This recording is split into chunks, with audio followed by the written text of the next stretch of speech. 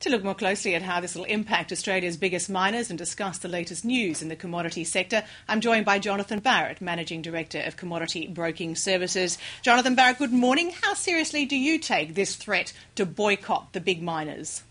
Well, Ali, it's going to be quite interesting. You remember that last year we didn't actually come to an actual price.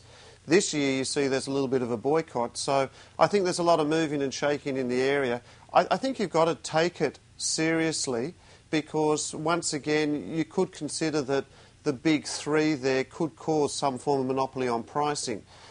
We did get decisions or concerns not just from China but also from Europe concerning the supply of this raw material. So I think it's an important point, and yes, I would be taken a little bit seriously. At the same time, though, to what extent will the Iron and Steel Association be able to enforce any boycott? Because in the past, getting all the domestic or the smaller Chinese steel mills on the same page seems to have been almost impossible for the Chinese. Look, I think it has been impossible to get them, but they are speaking through one voice at the moment, and I think that is critical. In terms of the way the pricing negotiations have been working, I think it is a little bit unfair. And I actually feel that this will all evolve when we start to break into those shorter contracts and 3-month pricing.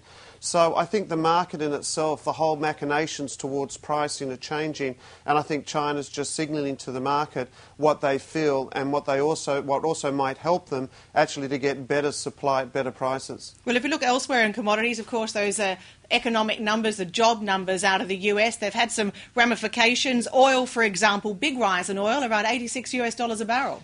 Look, it has been. It just over the last couple of sessions, it's had 5 consecutive sessions of going higher, and it still looks considerably strong. Those economic numbers have just fueled that demand for primary imports. The oil sector certainly moved, and also copper on the back of that has moved as well, and that's significantly stronger. And gold has had a good run as well? Yeah, gold is just looks like it's breaking up and probably attempt that 1140, if not even higher. Well, if you're prepared to put a price on gold, what about a price on oil? Where do you think it's going? I think oil in itself, with the current steam that it's got under, probably back up to US 90, maybe a little bit beyond. If the economic numbers support it, I think prices continue to remain relatively well bid. Jonathan Barratt, many thanks for talking to us. Thanks, Ali.